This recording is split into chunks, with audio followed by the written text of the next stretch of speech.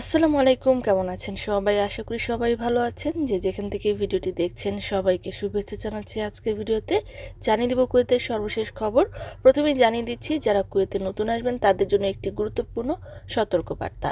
সাম্প্রতিক সময়ে অনেকেই কুয়েতে বাংলাদেশ থেকে নতুন ভিসায় প্রবেশ করছেন বা করবেন।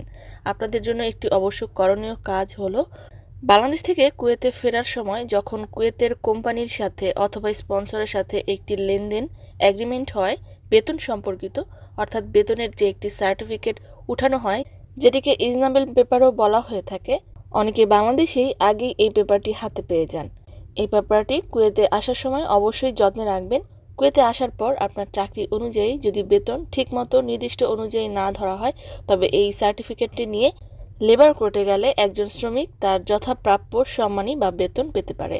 যেহেতু কুয়েতে এখন অনেক রুলস প্রবেশ করতে, যেমন স্কুল সার্টিফিকেট এবং স্কিলস টেস্ট সার্টিফিকেট, অর্থাৎ শিক্ষাগত যোগ্যতার সার্টিফিকেট এবং কাজের দক্ষতার সার্টিফিকেট, এগুলো জমা দিতে হবে এবং এগুলো জমা দিয়ে আসার পর যদি যথেষ্ট বেতন না পাওয়া যায় তবে অনেকটাই সমস্যায় পড়তে পারে, যা এখন অনেক প্রবাসীরাই ভুগছে। তাই কুয়েতে প্রবেশের সময় অবশ্যই এই সার্টিফিকেটটি যত্নে রাখবেন এবং আসার পর যথানুযায়ী ব্যবস্থা গ্রহণ করবেন।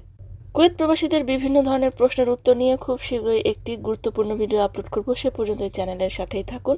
এবারে জানিয়ে দিচ্ছি কুয়েতের অন্যান্য খবর। কুয়েতে একটি স্থানীয় আরবি দৈনিক থেকে জানা যায় যে অবৈধভাবে কুয়েতে প্রবেশের দায়ে 5 জন বাংলাদেশিকে আটক করা হয়েছে। তাদেরকে খুব শীঘ্রই কুয়েত থেকে ডিপোর্ট করা হবে। এদের মধ্যে একজনের স্বীকারোক্তিতে উঠে এসেছে যে তিনি সৌদি আরব থেকে গত 4 বছর 3 মাস আগে ট্রাকে করে অবৈধভাবে কুয়েতে প্রবেশ করেছিলেন। অন্যদিকে নিরাপত্তা সেক্টর বিভাগ বিদ্যুতের তার চুরি করার অপরাধে 2 জন ব্যক্তিকে আটক করেছে।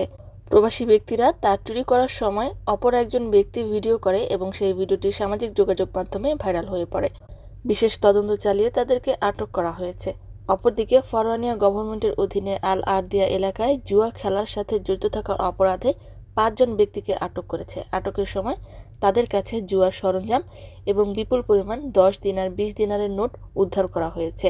তাদের বিরুদ্ধে আইনি ব্যবস্থা নেওয়া হবে। অন্যদিকে আল আহমেদি গভর্নমেন্টের অধীনে উম্মাল হাইমান এলাকায় মাদকদ্রব্য নিয়ন্ত্রণ কর্তৃপক্ষ একটি বিশেষ অভিযান চালিয়ে একটি বড় মদের কারখানাকে আটক করেছে, যেখানে 4 জন প্রবাসীকে আটক করা হয়েছে। তাদের কাছে থাকা 214টি বড় মদের ব্যারেল উদ্ধার করা হয়েছে।